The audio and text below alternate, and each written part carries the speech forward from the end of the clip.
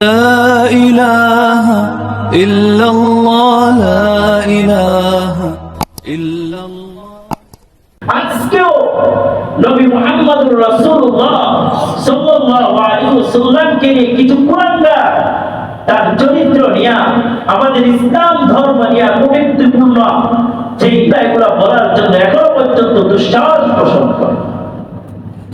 আপনারা সকলেই দেখেছেন গত কিছুদিন আগে আমাদের পার্শ্ববর্তী দেশ ভারতের একজন বিজেপি নেত্রী নূপুর সাম্রাজ্যে নবী মুহাম্মদুর রাসূলুল্লাহ সাল্লাল্লাহু আলাইহি ওয়াসাল্লামকে নিয়ে কটূক্তিপূর্ণ আচরণ করেছেন। সারা বিশ্বের মধ্যে সারা বিশ্বের মুসলমান তার বিরুদ্ধে প্রতিবাদ জানিয়েছিল, যার কারণে তাদের পণ্যগুলো পর্যন্ত বয়কট করা হয়েছিল, যার কারণে প্রকাশ্যে সে ক্ষমা চাইতে বাধ্য হয়েছিল।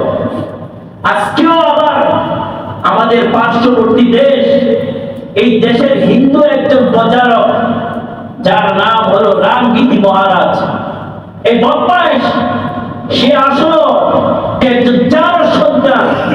সে আমাদের নবী মুহাম্মদুর রাসূলুল্লাহ সাল্লাল্লাহু আলাইহি ওয়াসাল্লাম কথা বলেছে। শুধু তাই নয়, ইসলাম ধর্মকে নিয়ে পর্যন্ত সে কটূক্তিপূর্ণ কথা বলেছে। আমাদের কথা, তোমরা হিন্দু, তোমরা তোমাদের ধর্ম প্রচার করবে, আমরা কোনো বাধা দেব না, কিন্তু আমাদের ধর্ম নিয়ে যখন তোমরা আঙ্গুল চুষবো না বসে বসে, তোমাদের বিরুদ্ধে আমাদের প্রতিবাদ আমরা করবেই করবো, ঠিক কিনা বলে? অতএব শুধু সেই নয়, বর্তমান ক্ষমতাশীল বিজেপি এক নেতা মুম্বাইয়ের, তার নাম হলো নীতিশ রানা, সে পর্যন্ত এই কথাটাকে সাপোর্ট করেছে। এমনকি সে এই হুমকিও দিয়েছে মুসলমানদের মসজিদে ঢুকে সে আক্রমণ করে হামলা পর্যন্ত করার সে এরকম হুমকি পর্যন্ত দিয়েছে।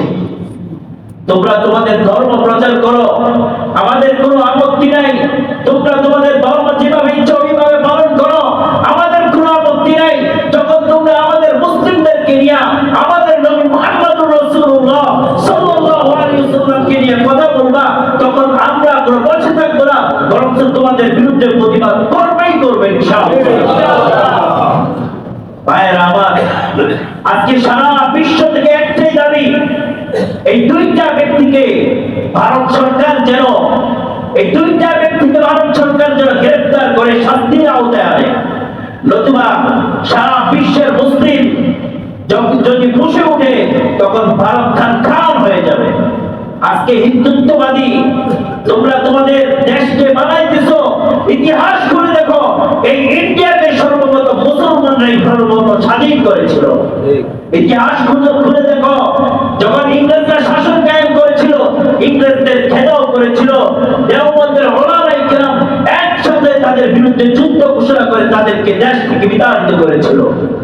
আজকে বসে বসে বড় বড় কথা বলো আর আমাদের নবীর বিরুদ্ধে কথা বলবা, আমরা সহ্য করবো, বসে বসে আঙ্গুল চুষবো, এটা হতেই পারে না, হতেই পারে না।